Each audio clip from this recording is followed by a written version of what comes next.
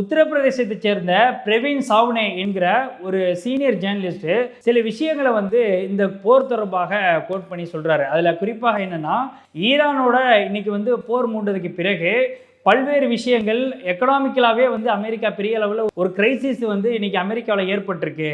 இன்னும் ஒரு படி மேலே போர் தொடர்பாக இன்னைக்கு எடுக்கக்கூடிய ஒவ்வொரு நடவடிக்கைகளுக்கும் பல கோடி ரூபாய் அமெரிக்கா செலவிடுது அப்படின்றது தான் இன்னைக்கு வெளிப்படையாக எல்லாருக்குமே தெரிஞ்ச விஷயம். அதை தாண்டி இன்னைக்கு ஒட்டுமொத்த உலக அரங்கிலையும் ஈரானை குறைச்சி மதிப்பிட்டு இன்னைக்கு போருக்கான ஆயத்தப்படியில் அமெரிக்காவும் இஸ்ரேலும் ஈடுபட்டதுக்கு பின்னாடி பல்வேறு காரணங்கள் சொல்லப்படுது. அதில் முதற்கட்டமாக ஏற்கனவே ஆரம்ப காலகட்டத்தில், அதாவது இந்த போர் தொடங்கின காலகட்டத்திலிருந்து அமெரிக்க அதிபர் ட்ரம்ப் எப்ஸ்டீன் ஃபைல்ஸோடைய விவகாரம் மிகப்பெரிய அளவில் அதிர்வலை ஏற்படுத்ததுக்கு பிறகு இந்த விவகாரத்திலிருந்து ஒரு டைவர்ஷனை கிரியேட் பண்ணணும், இதில் மிகப்பெரிய அளவில் ஒரு டைவர்ஷனை கிரியேட் பண்ணால் மட்டும்தான் நம்ம தப்பிக்க முடியும் அப்படிங்கிற ஒரு காரணத்துக்காக இஸ்ரேலோட கைகோர்த்து இன்னைக்கு இந்த போரில் ஈடுபட்டிருக்கிறாங்க அப்படின்ற செய்திகள்லாம் தொடர்ந்து வலம் வந்துச்சு.